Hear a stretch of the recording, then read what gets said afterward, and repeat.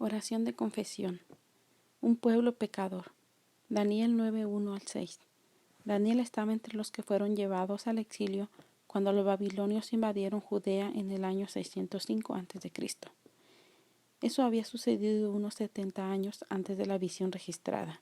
Aquí, el imperio Babilonia había caído ante el imperio medo-persa en el año 539 a.C. El rey Ciro hizo que Darío gobernara Babilonia como parte del imperio medo-persa. Daniel entendió de las escrituras que la desolación de Jerusalén duraría 70 años, cuyo cumplimiento estaba próximo. Esto llevó a Daniel a comenzar un periodo de oración intercesora por su pueblo. Buscó a Dios humillándose según las costumbres relacionadas con el duelo en su cultura: ayunar, vestir con tela de cilicio y sentarse en la ceniza. Daniel estaba en duelo porque entendió que el exilio fue el resultado del pecado del pueblo judío. Un Dios justo. Daniel 9, 7 al 14. El pueblo judío enfrentó muchos problemas, uno de ellos la dispersión. ¿Por qué había sucedido esto? Daniel fue profundamente sincero. El pueblo de Dios había sido infiel, el pecado había traído vergüenza a todos, desde la nobleza hasta la gente común. Sin embargo, tomando como fundamento la misericordia y el perdón de Dios, Daniel intercedía por su pueblo.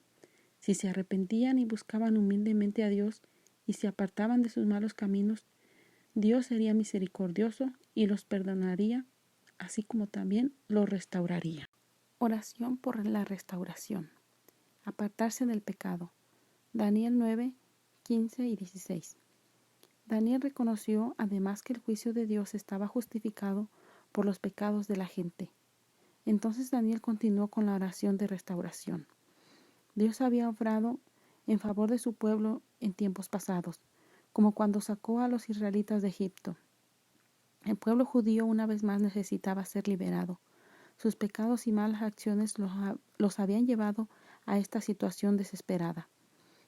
Y como Dios les había mostrado misericordia y gracia antes, Daniel le pidió que lo hiciera una vez más en este momento. Este era el pueblo de Dios todavía. Jerusalén era la ciudad que él había escogido para su templo y por lo tanto su presencia. Su naturaleza y carácter santos eran inmutables. La oración de Daniel ofrece un mensaje a los cristianos de hoy.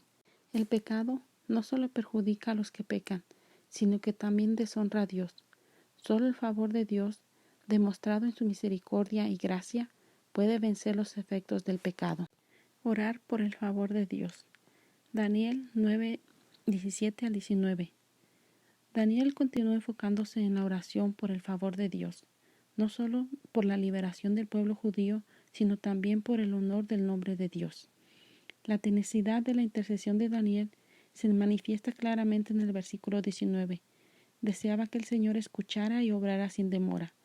La restauración honraría el nombre de Dios. La oración intercesora siempre debe tener una motivación adecuada. Debemos ser movidos por las necesidades de aquellos por quienes oramos y debemos ser movidos por un profundo deseo de honrar a Dios. Cuando Dios escucha y actúa en respuesta a la oración, la gente encuentra el perdón y la provisión, y Él es glorificado. La respuesta de Dios. Dios envía un mensaje. Daniel 9, 20 al 23. Dios respondió a Daniel mientras oraba enviando al ángel Gabriel con un mensaje. En este mensaje Daniel recibió la información sobre el plan de Dios para el futuro del pueblo judío, un plan que afectaría al mundo entero. Esta parte de la experiencia de Daniel ofrece un recordatorio importante. Dios a veces responde al clamor de su pueblo mientras éste clama. 70 semanas. Daniel 9, 24 al 27. Dios le reveló a Daniel una visión general de su plan para el pueblo judío. Las 70 semanas o los 77 periodos de 7 años son la base de la cronología que leemos en Daniel 9, 24 al 27.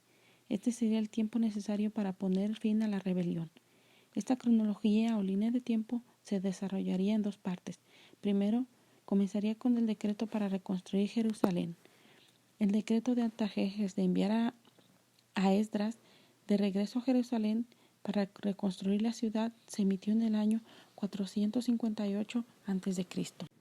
A partir de ese momento pasarían periodos de 7 semanas y 62 semanas, 483 años en total. Durante las primeras 7 semanas, Jerusalén sería reconstruida bajo oposición.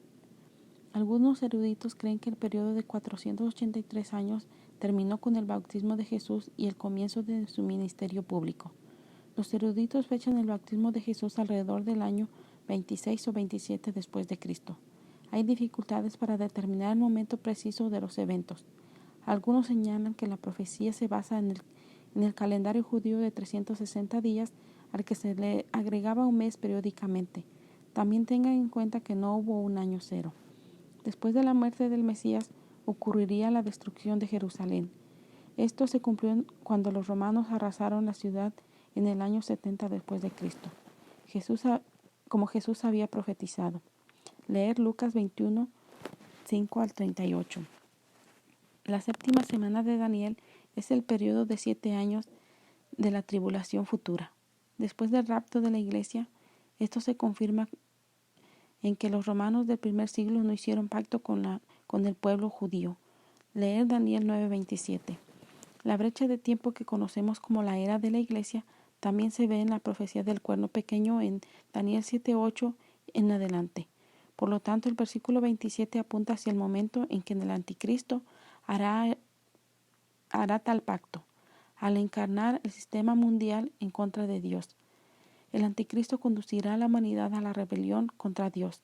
En la mitad de este tiempo romperán el pacto con el pueblo judío y pondrán fin a la adoración de Dios en el templo reconstruido. Sus acciones provocarán la profanación del templo, ya que él mismo se erige como Dios hasta que Cristo lo derrota al final de la tribulación. Daniel no pudo ver la era de la iglesia entre las semanas 69 y 70. Sin embargo, sabemos que durante esta era el evangelio llega tanto a judíos como a gentiles para que cualquiera pueda ser hijo de Dios. Hoy proclamamos esta verdad hasta que Jesús regrese. Dios les bendiga.